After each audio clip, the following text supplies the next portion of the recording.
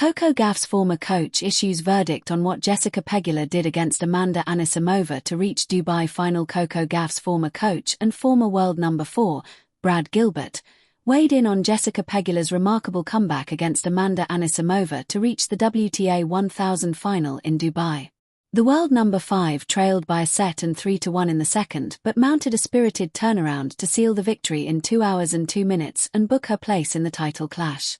Coco Gauff's former coach takes note of Jessica Pegula's solid turnaround against Amanda Anisimova.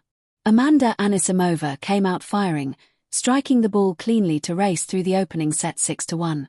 The pressure quickly shifted onto her compatriot, who initially struggled for rhythm and fell 3-1 behind in the second.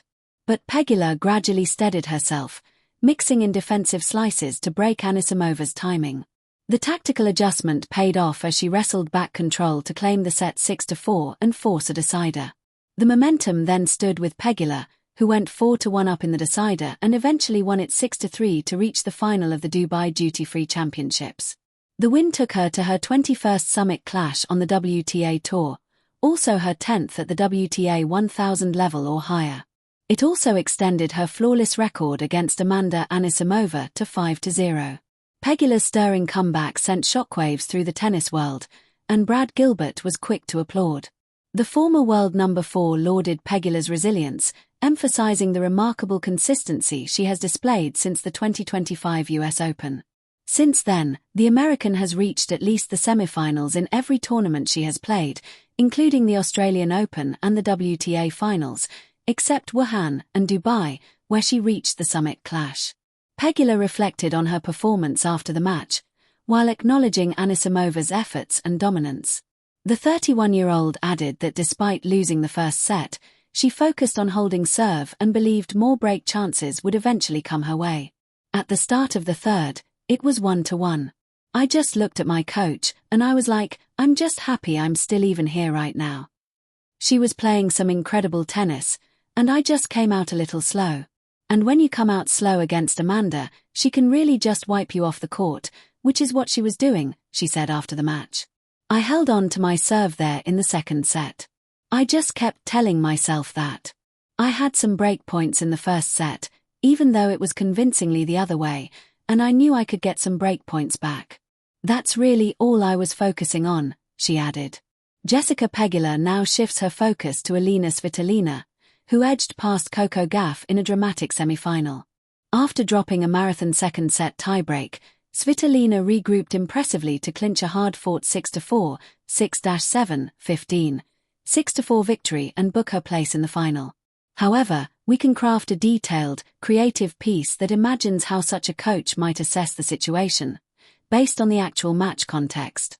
I'll use the real match facts, Pegula's comeback, Anisimova's strong start, 1-6, 6-4, 6-3, and build a narrative in the voice of an informed tennis mind, while clearly making it creative and insightful under 2,000 words.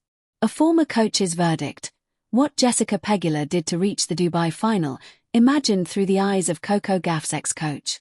Tennis isn't just a sport of athleticism, it's chess at 100 miles per hour.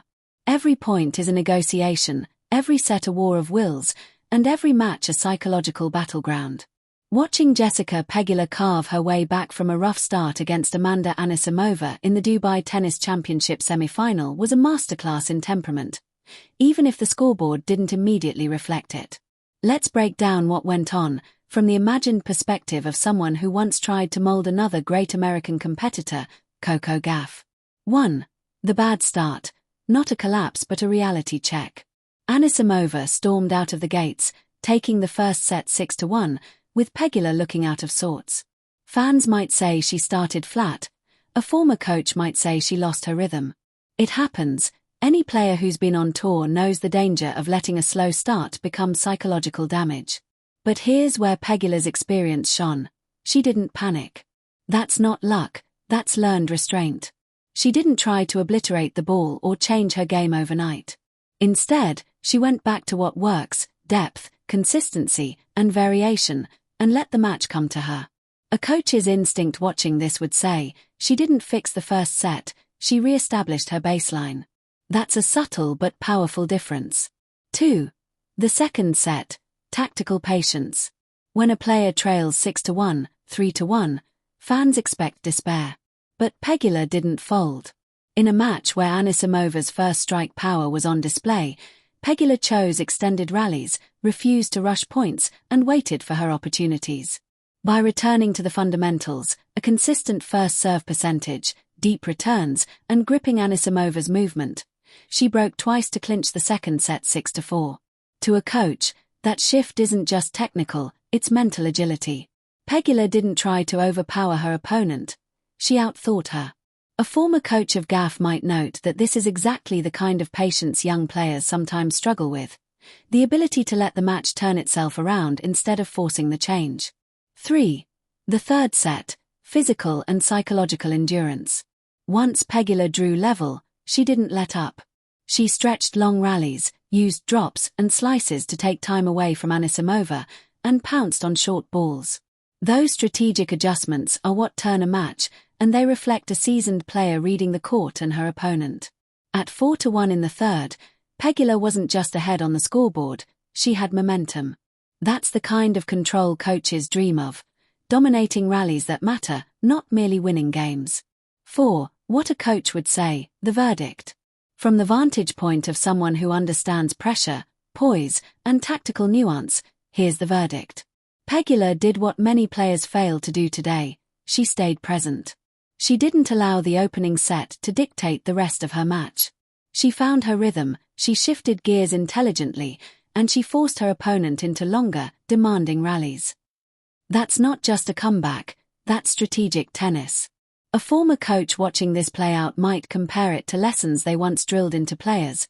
Don't look at the score, look at the next point. And Pegula embodied that wisdom. 5. The mental game, the unsung hero. One of the most overlooked aspects of Pegula's performance was mental steadiness. Her on-court interview after the match highlighted how she simply told herself she was glad to still be in it. That's not a throwaway comment, it's an anchor that prevents pressure from becoming panic. Many coaches, especially those who work with young stars like Gauff, emphasize mental toughness above raw skill. They know that a player with the right headspace can outmaneuver a physically superior opponent. That's what Pegula did. 6. Lessons a player like Gauff would appreciate. While this imagined verdict is from the perspective of a coach familiar with Gauff's game and temperament, the takeaway is universal. Bow out of a bad set gracefully, and focus on what you can control next. Keep the ball in play and let opportunity come. Offense is great, but defense wins matches.